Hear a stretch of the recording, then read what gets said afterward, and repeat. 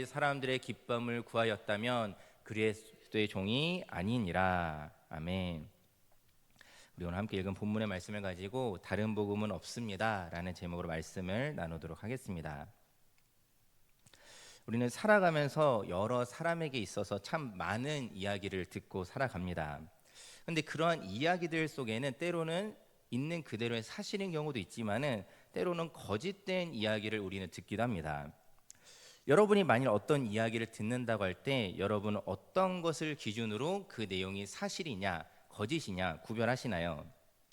이 사람이 이야기의 진실 여부를 판단하는 기준은 크게 세 가지를 아마 꼽을 수 있을 것 같습니다. 첫 번째로는 이 전하는 사람을 향한 신뢰도입니다. 지금 이 이야기를 나에게 하는 사람이 믿을 만한 사람인지 아니면은 못 믿을 만한 사람인지를 가지고 판단할 수 있습니다. 우리가 잘 아는 이 양치기 소년 이야기에서처럼 아무리 마지막에 진실을 말했지만은 계속해서 신뢰를 잃어버린 대상은 그 말이 아무리 진실된 말이어도 듣는 사람으로 하여금 믿을 수 없게 만들기도 합니다. 두 번째로는 전하는 사람의 말솜씨입니다.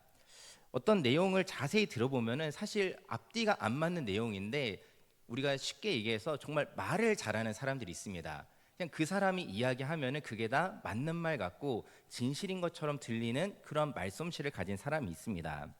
어떤 그런 굉장히 논리적이거나 아니면 사람들에게 굉장히 감동을 주는 그런 말솜씨로 그 말을 판단할 수도 있게 됩니다. 세 번째로는 사회적인 관점과 가치관입니다. 쉽게 말하자면은 모두가 맞다고 옳다고 말하면은 그것이 맞는 거구나라고 우리는 판단하기도 한다라는 것입니다. 그것이 내가 생각하는 것과는 조금 다르거나 나는 조금 의문이 들더라도 많은 사람들이 모두가 그것이 맞다라고 하면은 내가 잘못 생각했구나, 그것이 맞구나라면서 우리는 그것에 대한 사실과 거짓을 판단하는 경우들도 있다라는 것입니다. 이런 요소들이 우리 가운데 있지만은 오늘 본문에서 바울은 이 중에 첫 번째 요소를 굉장히 강조하고 있는 것을 우리는 보게 됩니다. 오늘 1절에서 바울은 자신이 사도라는 사실을 강조하고 있습니다. 이 사도라는 단어는 임무를 주어 보내다라는 의미가 있는 단어입니다. 사도란 자기 마음대로 하는 사람이 아니라 임무를 받고 그 임무대로 행하는 사람이라는 의미이죠. 임무를 준 사람의 뜻과 계획에 따라서 움직여야 하는 사람이 바로 이 사도입니다. 오늘 바울은 아니요라는 말을 반복하면서 자신이 사람에 의해서 보내지지 않았음을 강조하고 있습니다. 1절을 다시 보면은 내가 사람들에게서 난 것도 아니요 사람으로 말미암은 것도 아니요라고 강조를 합니다. 이제 아니요라고 계속해서 이중적으로 반복하고 부정하면서 자신은 오직 예수 그리스도와 그를 죽은 자 가운데서 살리신 하나님 아버지로 말미암아 보냄을 받은 사도다라고 이야기를 합니다. 즉 지금 사도 바울이 자신이 사도임을 강조하는 이유는 무엇이냐면은 지금 자신의 권위로 말함이 아니라 예수 그리스도와 하나님 아버지의 권위를 받아 말하고 있다라는 사실을 분명히 하기 위해서입니다. 달리 말하자면은 사람의 말로 듣지 말고 하나님의 말씀으로 들어야 한다라는 사실을 강조한다 할 수 있습니다. 바울이 이처럼 자신이 사도임을 강조했던 이유는 자기 자랑을 위해서가 아닙니다. 이를테면은 내가 사도인데 내 말을 들어야지 이런 식의 어떤 고집을 피우고자 하는 것이 절대로 아닙니다. 그는 오직 복음을 위해서 이처럼 말하고 있다는 사실을 우리는 기억해야 합니다. 앞서 말하는 내용을 신뢰하기 위해서는 전하는 사람이 누구인가가 중요하다라는 말씀을 드렸습니다. 바울은 자신이 전하는 바를 신뢰할 수 있게 하기 위해서 자신이 사도임을 강조하고 있다라는 것이죠. 자신이 사도이니 자신이 이 말을 전하는 것이 사람으로 말미암는 말이 아니므로 그러므로 여러분 이 말을 듣고 믿으십시오라고 이야기를 하고 있다라는 것입니다. 이어지는 2절에서는 함께 있는 모든 형제와 더불어 갈라디아 여러 교회들에게 이 메시지를 전하고 있다라고 밝히고 있습니다. 바울은 자신이 함께하는 형제들과 더불어서 한 마음으로 기도하며 이 편지를 기록했다라는 사실을 우리가 볼 수 있습니다. 그런데 이 편지가 어떤 한 교회만을 향한 것이 아니라 이 여러 교회들에게 쓰여졌다라는 것은 지금 이 편지가 갈라디아에 있는 여러 교회들이 이를 이제 소위 말하는 회람서신이라고 해서 각 교회에서 이 편지를 돌려가면서 볼 수 있도록 이 편지를 기록했다라는 것입니다. 바울이 지금 이처럼 자신이 누구인지 그리고 자신의 정체성을 통해서 지금 자신이 하는 말에 대한 신뢰도를 높여가면서 또 이 갈라디아 여러 교회를 향해서 편지하고 있다라는 것을 우리가 보게 되는데 도대체 어떤 일이 있었기에 바울이 이처럼 편지를 쓰게 되었을까요? 무슨 말을 전하려고 자신이 사도라는 사실을 이처럼 강조하고 있는지 우리 오늘 본문의 배경과 또 바울을 통한 하나님의 마음이 무엇인지 함께 살펴보도록 하겠습니다. 이 갈라디아 지역은 바울이 1차 선교 여행을 했을 때 방문했던 곳으로 굉장히 짧은 시간 안에 교회가 세워지고 그곳에서 이제 놀라운 역사가 일어났던 지역 중 한 곳입니다. 그런데 바울이 떠난 후에 이 선교 여행을 마치고 그 갈라디아 지역에 많은 교회들이 세워지고 이후에 떠난 후에 문제가 발생하게 됩니다. 이 갈라디아에 있는 교회 안에 어떤 사람들이 들어오기 시작합니다. 그리고 그들이 복음과 구원에 관한 다른 가르침을 전하게 됩니다. 바른 복음을 가진 갈라디아 교회는 이것을 분별하고 거절했어야 하지만은 그렇지 못합니다. 상대적으로 구약과 복음에 관한 지식이 부족했기 때문인지 아니면 바울이 갈라디아에 머물며 가르친 시간이 짧았던 탓인지 알 수는 없지만은 그들은 다른 가르침을 듣고 거기에 휩쓸리게 됩니다. 이 사실을 두고 이 소식을 들은 바울이 이렇게 이야기하고 있습니다. 오늘 본문 6절 말씀을 다시 한번 함께 보도록 하겠습니다. 오늘 본문 6절 말씀 같이 보겠습니다. 시작. 그리스도의 은혜로 너희를 부르신 이를 이같이 속히 떠나 다른 복음을 따르는 것을 내가 이상하게 여기노라. 아멘. 지금 바울은 이 사실에 관해서 이렇게 표현합니다. 이것은 이상한 일이다라는 것입니다. 지금 이 일이 자신이 볼 때에는 일어날 수 없는 일이 일어났다라고 이야기하는 것이기도 합니다.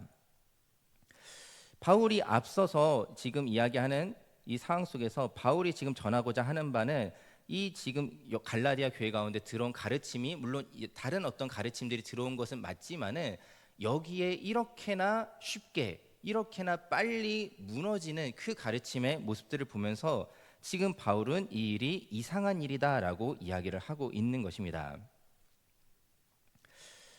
그렇다면 이 다른 복음이란 무엇일까요? 그렇다면 이 문제가 도대체 어떻게 갈라디아 안에서 이루어졌길래 지금 바울은 이런 모습을 보이고 지금 어떤 상황인지 우리가 조금 더 살펴볼 필요가 있습니다.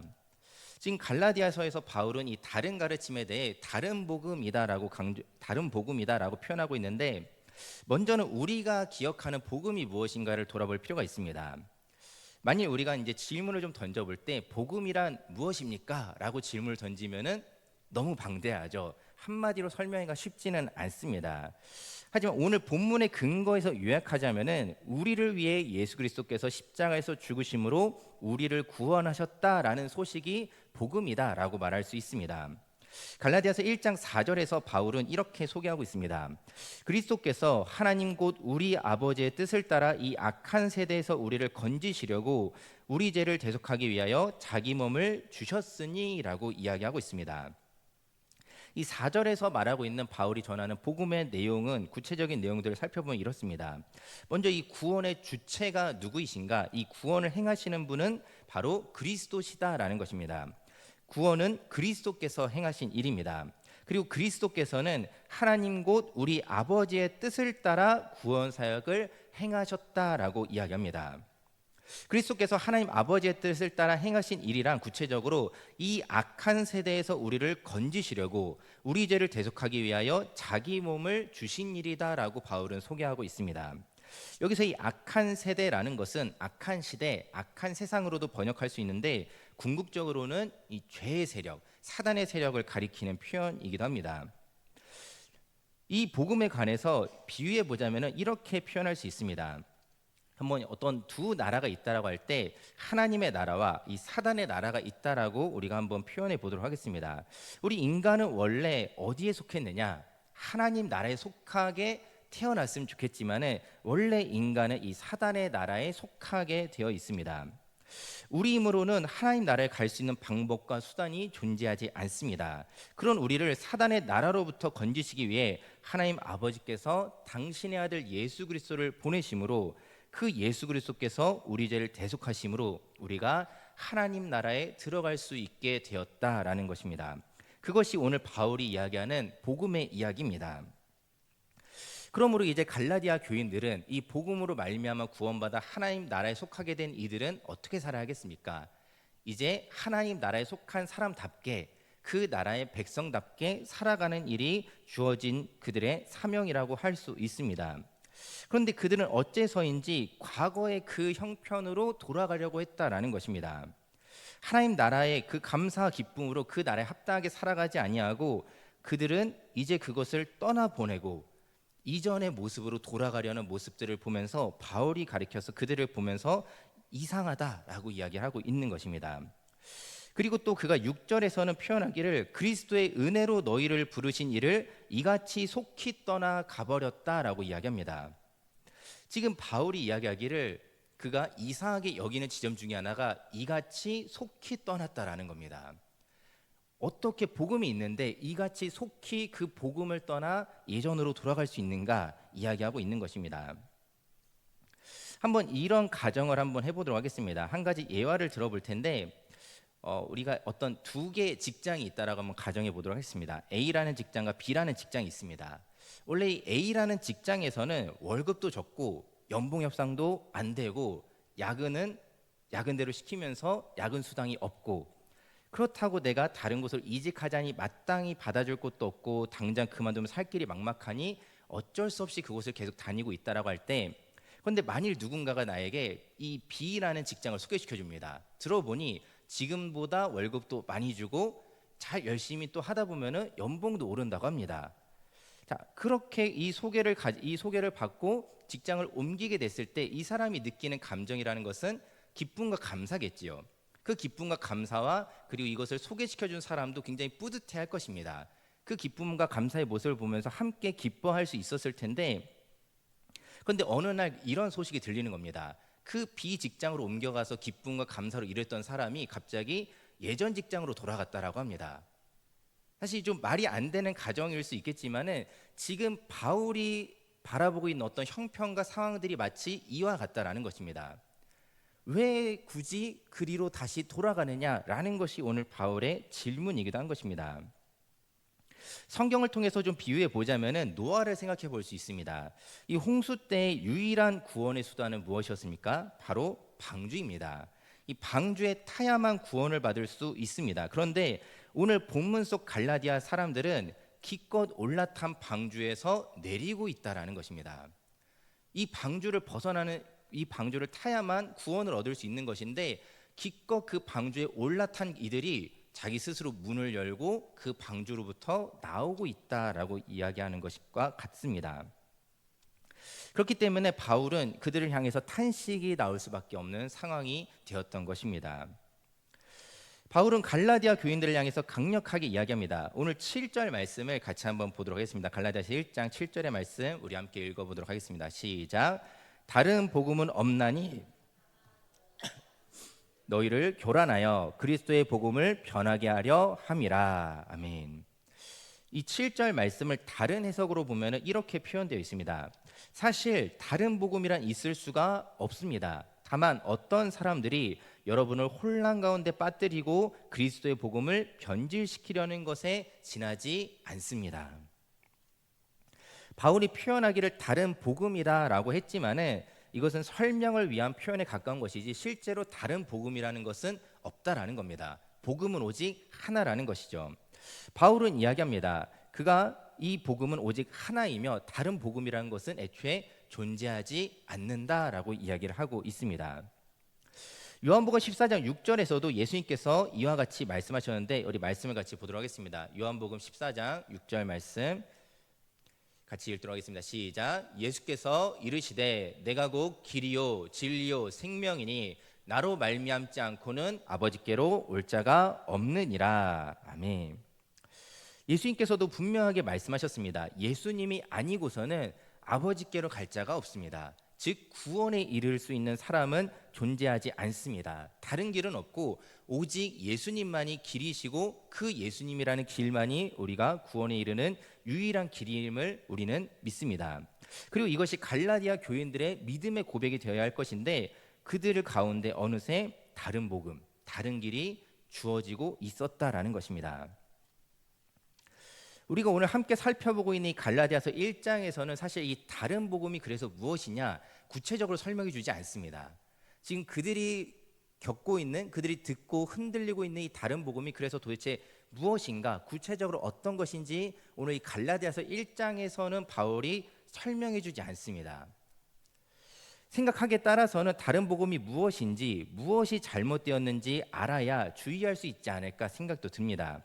물론 그런 방법도 있겠습니다마는, 그러나 갈라디아를 향해 바울은 다른 접근을 시도하고 있습니다. 우리나라에도 이 위조 지폐 감별사가 있습니다. 이 위조 지폐를 감별하는 방법에 대해서 혹시 들어본 일이 있으신지 모르겠습니다. 이 우리나라 위조 지폐 감별사인 신도섭이라는 분이 계신데, 이분이 인터뷰 중에 이런 이야기를 했습니다. 누구라도 집중해서 수백 수천 번 반복해서 들여다보면 보입니다. 신문을 많이 읽으면 저절로 가짜 뉴스를 구별해낼 수 있는 것처럼 말이에요. 세상을 바라보는 눈도 위폐감별과 다를 바 없습니다라고 이야기했습니다. 이제 그가 위조 지폐를 직접 감별하는데 그 기사를 보더라도 어떤 기계를 통해서 보는 것이 아니라 직접 자신의 오감을 활용해서 이 위조 지폐를 분별한다라고 합니다. 그런데 이 위조 지폐 감별사가 이것을 어떤 위조 지폐를 분별하는 그런 어떤 방법이 위조 지폐의 종류가 어떤 것들이 있는지, 어떤 식으로 만드는지, 위조 지폐를 어떤 식으로 만드는지 보다 어디에 더 초점을 두느냐, 진짜 화폐가 어떻게 생겼느냐에 집중한다라는 겁니다. 진짜가 어떤 것인지 분명한 기준을 알고 있으면은 그것을 계속 수천 수백 번 바라보다 보면은 보인다라는 것이죠. 지금 이 위조 지폐 감별사 분도 말했던 것은 무엇이냐면은, 우리가 진짜에 집중하면은 가짜는 저절로 분별할 수 있다라는 것입니다. 오늘 사도 바울이 갈라디아 교인들에게, 또 이 본문을 접하는 우리에게 말하고자 하는 바가 이와 같다 할 수 있습니다. 우리가 세상에 참 많은 이야기들이 있습니다. 이 복음을 위협하는, 어찌 보면 다른 복음이라고 할 수 있는 많은 이야기들이 우리에게 들리는데, 물론 그것들을 알아감으로써 우리에게 유익이 되는 부분들도 있을 것입니다. 경계할 수 있고 주의할 수 있는 어떤 유익도 있겠지만은, 오늘 갈라디아서를 통해서 하나님께서 우리에게 말씀하시는 것은 무엇이냐면은, 그것보다도 그런 방법도 있겠지만은 먼저는 어떻게 돼야 되느냐, 진짜 복음이 무엇인지 바르게 아는 일이라는 것입니다. 바른 복음이 무엇인지, 하나님의 말씀의 그 진리가 무엇인지를 바르게 먼저 알면은 저절로 가짜를 분별할 수 있게 된다라는 것입니다. 최근에 이제 우리가 살아가는 세상 속에 참 많은 정보들이 나오고 있습니다. 이제 유튜브나 이런 곳에서도 굉장히 많은 이야기들이 나오는데, 이제 그런 내용들을 뭐 다 일일이 영상을 다 보지는 못하지만은 뭐 대략의 이야기들을 들어보면은 무엇이 잘못됐고 또 어떤 게 문제고 이런 식의 참 이야기들이 많이 있습니다. 뭐 어떻게 보면 그런 것들이 더 자극적이어서 그런지도 모르겠는데, 오히려 그렇기 때문에 그 어떤 흐름들을 살펴보면은 오히려 그래서 진짜가 무엇인지 이야기하는 사람은 별로 없다라는 겁니다. 무엇이 잘못된지 이야기하는 사람은 많은데, 그래서 우리가 알아야 하는 진짜 복음이 무엇인지 그것을 강조하고 이야기하는 사람은 별로 없다라는 겁니다. 또 한편으로는 또 안타까운 것은 무엇이냐면은, 이 진짜 바른 복음이 무엇인지 보다도 그래서 가짜가 뭔데, 더 자극적인 것들을 우리 가운데서도 훨씬 더 많이 집중하고 관심을 가지고 있다라는 것이죠. 오늘 본문이 우리에게 말씀하는 바는 분명합니다. 우리는 다른 복음이 무엇인지 알기 이전에 하나님의 참된 복음이 무엇인지 알아야 할 줄 믿습니다. 바른 복음이 무엇인지를 먼저 아는 것, 진리가 무엇인지 먼저 아는 것, 이것이 우리에게 반드시 선행되어야 할 줄 믿습니다. 바울은 이러한 참된 복음에 집중함으로써 복음을 분별할 수 있는, 가짜 복음을, 다른 복음들을 분별할 수 있기를 이야기하고 있습니다. 오늘 바울이 오늘 우리에게 이야기했던 이 모습을 우리가 창세기에서도 찾아볼 수 있는데, 이 아담과 하와가 등장했던 이 창세기 에덴 동산의 이야기에서도 비슷한 상황이 어찌 보면 펼쳐졌다 할 수 있습니다. 뱀이 하와에게 물어보죠. 하나님이 너에게 어떻게 얘기하셨어? 라고 이제 질문을 던졌을 때 하와가 대답을 하고, 근데 사단이, 뱀이 정말 그거 맞아? 물어보는 것이죠. 사실 여기 장면에서도 하와가 하나님의 말씀이 무엇인지 분명하게 기준을 가지고 알았더라면은 넘어가지 않았을 수도 있지 않았을까. 이것은 일어나지 않은 우리 어떤 상상이겠지만은 그만큼 우리가 무언가를 바르게 하는 일이 중요하다라는 것이죠. 그러므로 우리가 세상의 어떤 다른 것들, 때로는 어떤 잘못된 것들을 주의한다라는 이유로 너무 다른 것들에 우리가 집중하기보다는 하나님의 그 온전한 말씀, 참된 복음에 집중할 수 있는 저 여러분 되기를 주님의 이름으로 소망합니다. 이런 마음을 담아서 바울도 앞서서 이렇게 인사했었습니다. 갈라디아서 1장 3절을 보면은 우리 하나님 아버지와 주 예수 그리스도로부터 은혜와 평강이 있기를 원하노라. 바울은 인사하기를 은혜와 평강이 있기를 원하노라라고 인사합니다. 은혜가 우리를 향한 복음의 원인이라면은 평강은 그 복음의 결과라고 할 수 있습니다. 이 참된 복음은 우리에게 주 예수 그리스도로부터 말미암는 참 평강을 가져다 준다라는 사실을 우리도 기억해야 됩니다. 이 갈라디아 교회에 들어온 다른 복음도 어찌 보면 그런 것입니다. 나름대로 평강과 평안을 약속하고 있습니다. 그들이 이야기를 하면서 이렇게 해야 우리가 참 복음이야, 참 평안을 얻을 수 있는 거야, 이게 더 좋은 거야 라는 식으로 이야기가 되었던 것이죠.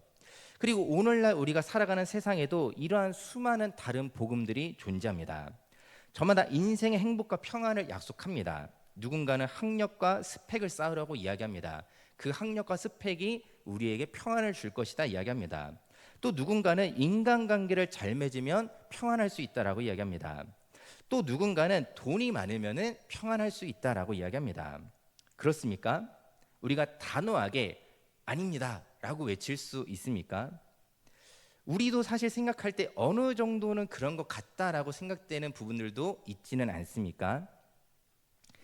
이 다른 복음이 위험한 이유가 여기에 있습니다. 이 다른 복음으로 인해서 갈라디아 교회가 흔들렸던 이유가 여기에 있는데, 이 전해지는 다른 복음이라는 것이 터무니없는 얘기가 아니라는 겁니다. 누가 들어도 아이 그건 아니야, 그건 잘못됐어 라고 생각되는 어떤 것이 아니라 들었을 때 아 그래?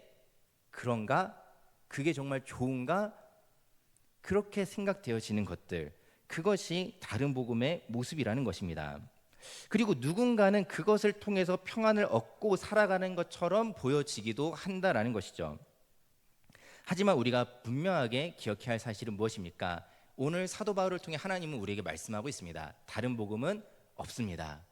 오직 하나님의 복음만이 참된 복음이며 유일한 복음입니다. 참 평안을 주는 복음은 오직 하나라는 사실을 우리 마음 깊이 새길 수 있기를 바랍니다.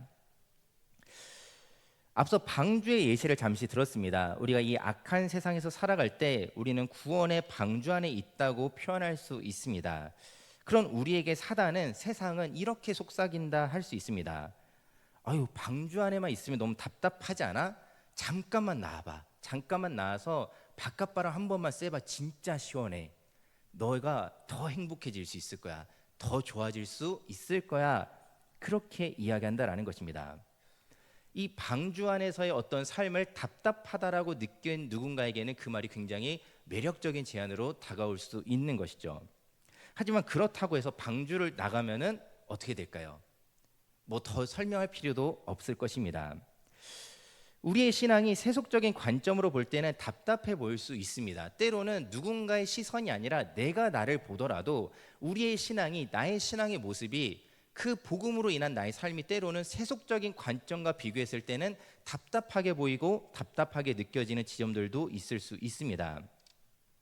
그리고 인간이란 어떻습니까? 익숙해지면 그 소중함을 잊어버리기에 지금 내가 누리는 평안, 복음으로 말미암는 평안보다 어찌 보면 그 방주 바깥에서의 그 시원한 공기 한 번이 더 나에게 훨씬 더 큰 기쁨과 유익을 줄 거라고 우리는 착각할 수도 있습니다. 복음 안에서 누리는 평강보다 세속적인 자유가 더 좋아 보일 수도 있다라는 것입니다. 하지만 그렇다고 해서 방주에서 내리는 이상한 일을 해서는 안 될 줄 믿습니다. 그것은 오늘 바울을 통해 하나님께서 우리에게 말씀하시기를 그것은 이상한 일이다라는 것입니다. 우리가 진정 참된 평화와 우리 가운데 주시는 그 참된 기쁨은 오직 복음 안에 있는 줄 믿습니다. 하나님 안에서 그리스도로부터 말미암는 참 복음을 소유하여 다른 복음을 분별하는 지혜로 살아가는 저와 여러분 되어지기를 소망합니다. 우리가 살아가는 삶 속에서 우리를 흔드는 다른 복음이 아닌 참 복음만을 붙들고 진정한 은혜와 평강을 누리는 우리 모든 성도 여러분 되시기를 주님의 이름으로 축원합니다.